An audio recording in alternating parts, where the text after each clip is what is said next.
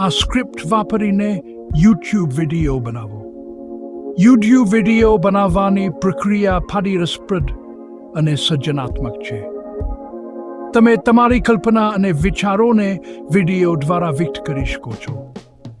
આ પ્રક્રિયામાં તમે પહેલા એક સ્ક્રિપ્ટ લખશો જે તમારા વિડીયોના માળખાને નક્કી કરશે. પછી તમે વિડીયો શૂટ કરશો અને એડિટિંગ કરશો. આ બધું મળીને એક સુંદર અને માહિતીપ્રદ વિડીયો બનાવશે.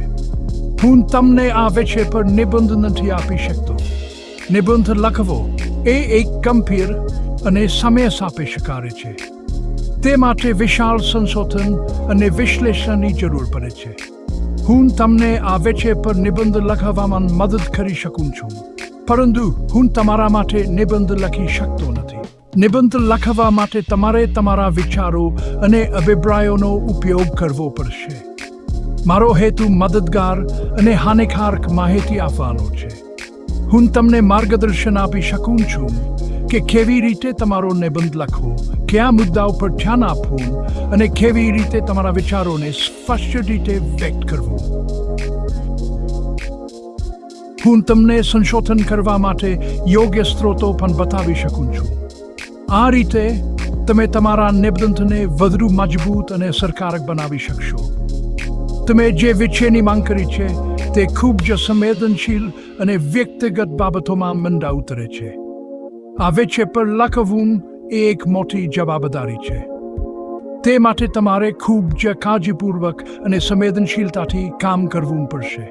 આ વિષય પર લખતી વખતે તમારે લોકોની ભાવનાઓ અને લાગણીઓનો માન રાખવો પડશે. આવી બાબતોને કાળજી અને ચોકસાઈપૂર્વક સંભાળવી જોઈએ, કારણ કે આ વિષયો લોકોના જીવનને પ્રભાવિત કરી શકે છે. તમારે તમારા શબ્દો અને અભિપ્રાયોનો ઉપયોગ ખૂબ જ કાળજીપૂર્વક કરવો પડશે. આ વિષય પર લખતી વખતે તમારે દરેક દૃષ્ટિકોણને ધ્યાનમાં રાખવું પડશે અને કોઈને પણ દુઃખ પહોંચે તે માટે પ્રયત્ન કરવો પડશે. ખાસ કરીને જ્યારે વાંચન સ્તર અને ખોટી રીતે સમજવાની સંભાવના હોય. આ વિષય પર લખતી વખતે તમારે તમારા શબ્દો અને ભાષાનો ઉપયોગ જે કાળજીપૂર્વક કરવો પડશે. તમારે તમારા વિચારોને સ્પષ્ટ અને સરળ ભાષામાં વ્યક્ત કરવું પડશે, જેથી દરેક વ્યક્તિ તેને સરળતાથી સમજી શકે. તબીબી અથવા જાતીય સલાહ આપવી પરોક્ષ રીતે પણ મારા માટે યોગ્ય નથી અને તેના અનિચ્છનીય પરિણામો આવી શકે છે. આ પ્રકારની સલાહ આપવી એક મોટી જવાબદારી છે અને તે માટે વિશેષ જ્ઞાન અને અનુભવની જરૂર પડે છે. જોકે હું શારીરિક અને ભાવનાત્મક સુખાકારી વિશે કેટલાક સામાન્ય મુદ્દાઓ આપી શકું છું. શારીરિક અને ભાવનાત્મક સુખાકારી માટે તમારે નિયમિત વ્યાયામ, સંતુષ્ટ આહાર અને યોગ્ય આરામ લેવું જોઈએ. તમારે તમારા માનસિક સ્વાસ્થ્યનું પણ ધ્યાન રાખવું જોઈએ અને તણાવને નિયંત્રિત કરવા માટે યોગ્ય પગલાં લેવા જોઈએ, જે દર્શાવેલા વિષયો સાથે સંબંધિત છે. આ રીતે તમે તમારા જીવનને વધુ સુખમય અને સંતુલિત બનાવી શકશો. વાતચીત મહત્વપૂર્ણ છે. કોઈ પણ સંબંધમાં ખુલ્લી અને પ્રામાણિક વાતચીત ખૂબ જ મહત્વપૂર્ણ છે, ખાસ કરીને જ્યારે શારીરિક આત્મીયતાની વાત આવે છે. સીમાઓનું સન્માન કરવું. દરેક વ્યક્તિને પોતાની સીમાઓ નક્કી કરવાનો અધિકાર છે અને કોઈ પણ સંબંધમાં તે સીમાઓનું સન્માન કરવું ખૂબ જ જરૂરી છે. સીમાઓ નક્કી કરવાથી વ્યક્તિને પોતાની જાતને વધુ સારી રીતે સમજવા અને અન્ય લોકો સાથેના સંબંધોને વધુ મજબૂત બનાવવા માટે મદદ મળે છે. આ સીમાઓ શારીરિક, ભાવનાત્મક અથવા માનસિક હોઈ શકે છે.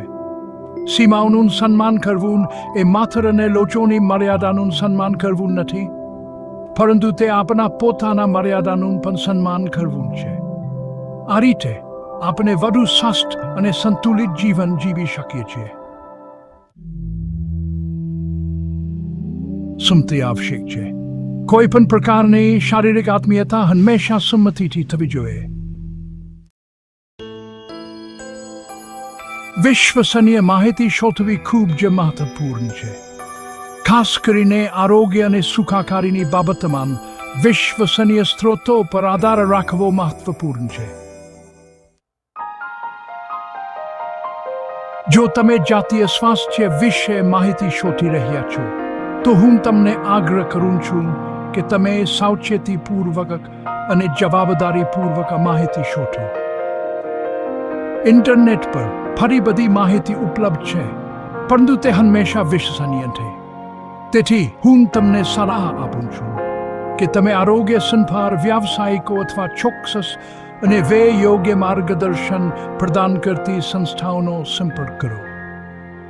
આ વ્યાવસાયિકો અને સંસ્થાઓ પાસે યોગ્ય તાલીમ અને અનુભવ છે, જે તમને સાચી અને ઉપયોગી માહિતી પ્રદાન કરી શકે છે. યાદ રાખો, તમારા સ્વાસ્થ્ય અને સુખાકારી સાથે મહત્વપૂર્ણ છે. તમારું સ્વાસ્થ્ય જાળવવું અને સુધારવું એ તમારી પ્રાથમિકતા હોવી જોઈએ. કૃપા કરીને યોગ્ય સ્ત્રોતો પાસેથી માહિતી અને સહાય મેળવવાને પ્રાધાન્ય આપો. વિશ્વસનીય સ્ત્રોતો અને વ્યાવસાયિકો પાસેથી મળેલી માહિતી તમારા માટે વધુ ફાયદાકારક અને સુરક્ષિત રહેશે. આ રીતે તમે તમારા સ્વાસ્થ્યને વધુ સારી રીતે સંભાળી શકશો અને સુખાકારીને પ્રોત્સાહન આપી શકશો. આ ઉપરાંત સમુદાયમાં આયોજિત આરોગ્ય સેમિનાર અને વર્કશોપમાં ભાગ લેવું પણ એક સારો વિકલ્પ છે. આ કાર્યક્રમો તમને વધુ માહિતી અને માર્ગદર્શન પ્રદાન કરી શકે છે અને તમને અન્ય લોકો સાથે જોડાવાની તક પણ આપે છે. અંતે, તમારું સ્વાસ્થ્ય જાળવવા માટે નિયમિત વ્યાયામ, યોગ્ય આહાર અને માનસિક આરામ પણ મહત્વપૂર્ણ છે. આ તમામ બાબતોને ધ્યાનમાં રાખીને તમે તમારા જીવનને વધુ આરોગ્યમય અને સુખમય બનાવી શકો છો.